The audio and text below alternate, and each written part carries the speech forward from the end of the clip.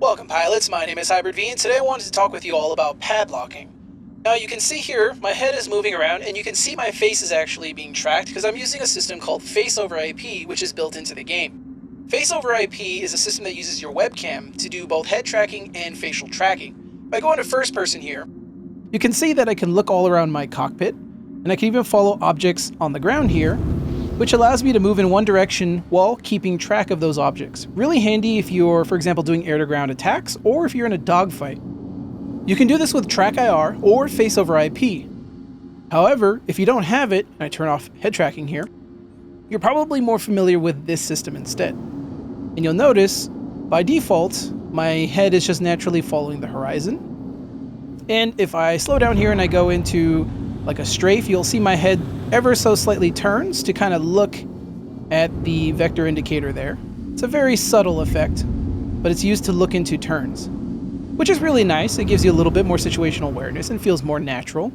However, in this system, I can't track enemies unless we use padlocking. Padlocking is a system that's built into the natural head tracking that I just showed you here, where your character looks around by default, and it uses it to look at the pips and targets of your enemies that are around you.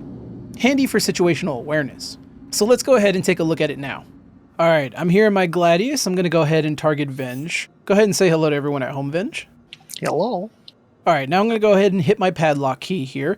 Now, Venge, if you could kindly please fly around me so we can show off the padlock feature.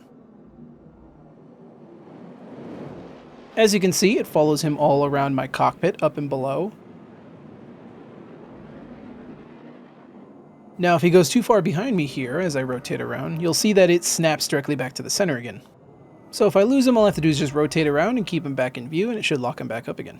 Alright, thanks for the demonstration, Venge. Let's move on. Okay, so there are two ways to activate padlock. The first is in the options menu under the game settings. Scrolling all the way down, just above the G-force induced head movement slider is an option to toggle padlock for pilot, driver, turret, etc. This will always turn padlock on, so if you target an enemy, your character's head and view will attempt to always track the target when it comes into view. The second option is to bind a custom keybind to turn padlock on and off at will. You can find it in the Key Bindings tab, Advanced Control Customization, under the Vehicles Targeting section near the bottom. This keybind lets you toggle the feature on and off, or to hold it down to turn on padlocking temporarily until you let it go. This keybind is also bindable to joysticks. Star Citizen is always pushing more of its space combat gameplay towards positional combat. This means that getting into the right position, either to avoid incoming fire or to get into that perfect firing position to knock out your foe's engines or turrets, is key for getting the upper hand. This means that maintaining awareness of your opponent's movements is vital. Padlocking assists with this by ensuring that your view stays on target while you maneuver into position. Another benefit is you can take advantage of missiles fully by making off-bore sight shots, as missile seeker heads will follow the pilot's head when establishing the initial lock.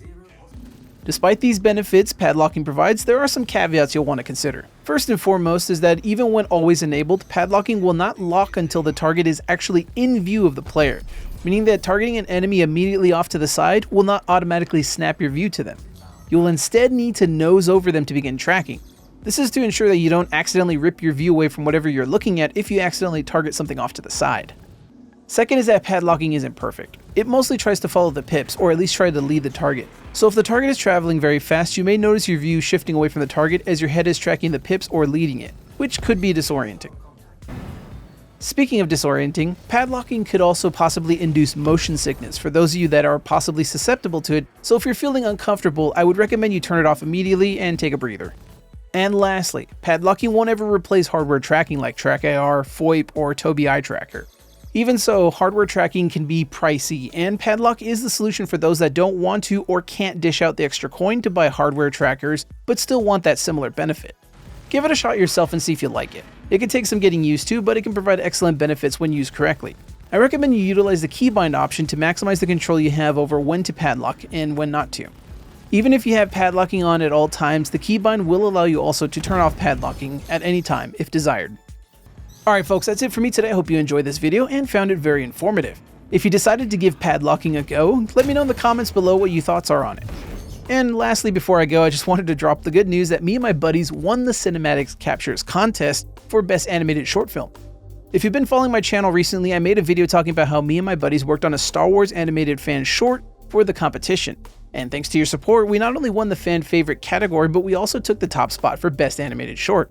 So thanks for all of you who supported us in this endeavor. It was really fun.